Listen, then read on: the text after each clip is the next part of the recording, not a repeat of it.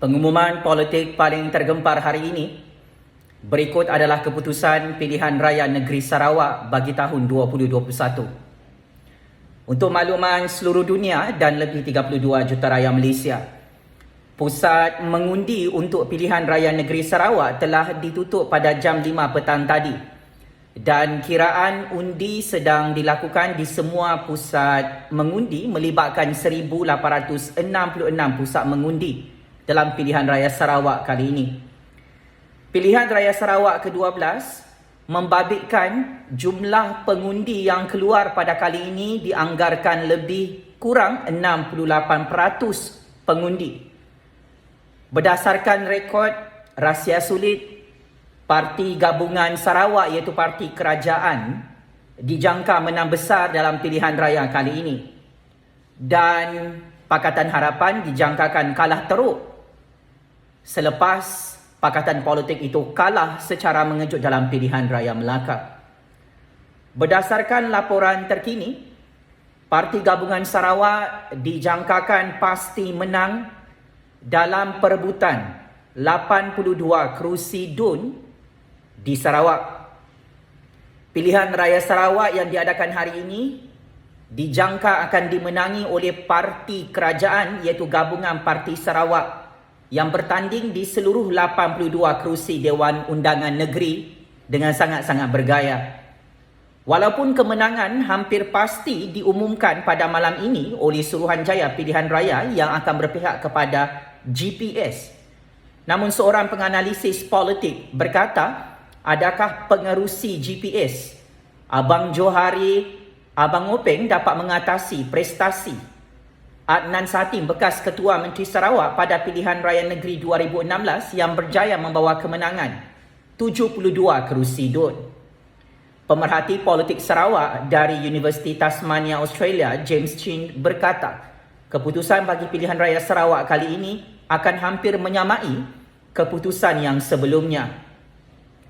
Berdasarkan ramalan dan secret information, GPS akan memenangi pilihan raya Sarawak hari ini dengan kemenangan melebihi 60 kerusi DUN dan Pakatan Harapan confirm kalah dalam pilihan raya tersebut.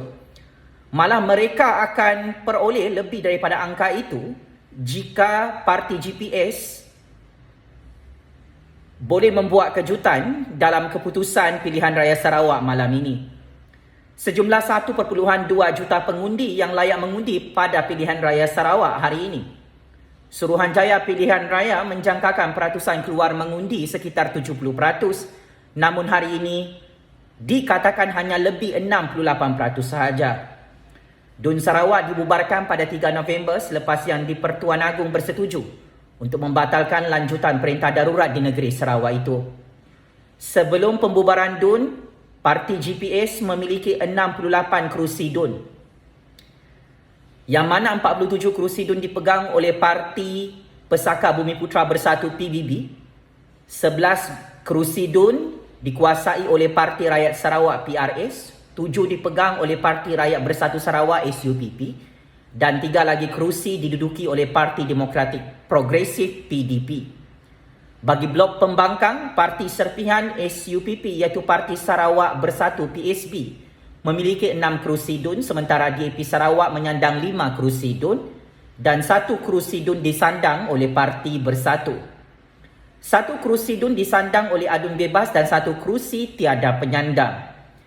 PBB merupakan parti tunjang GPS dijangka akan menguasai kerusi-kerusi DUN yang mewakili majoriti Melayu dan Melanau. Dan berdasarkan keputusan hari ini, keputusan semasa kiraan undi, laporan daripada media tempatan mengesahkan Parti GPS telah mendahului keputusan pilihan raya negeri Sarawak setakat ini. Untuk rekod, untuk makluman Pak Cik Makcik Oto Arum, Parti GPS sudah memenangi 4 kerusi DUN berdasarkan kiraan semasa daripada 82 kerusi DUN. Parti pesaing GPS PSB masih kosong. PKR, DAP dan Amanah serta parti-parti lain juga masih kosong. Maka ini membuktikan kehebatan, kekuatan dan monopoli serta hegemoni kuasa parti kerajaan GPS yang tidak boleh ditandingi oleh mana-mana parti pembangkang termasuk Pakatan Harapan. Untuk makluman, lebih 32 juta rakyat Malaysia berdasarkan kiraan tidak rasmi, kemenangan calon parti kerajaan GPS di Sebuyau, Julaihi Narawi telah disahkan memperoleh 79.3% undi, meningkat daripada 69.88% pada tahun 2016 lalu. Di kawasan Dun Murum, Kennedy Chukpai Ugon dari GPS juga parti kerajaan memperoleh kira-kira 64% pecahan undi. Douglas Uga mengekalkan kemenangan di kawasan Dun Bukit Saban untuk penggal ketiga pilihan raya.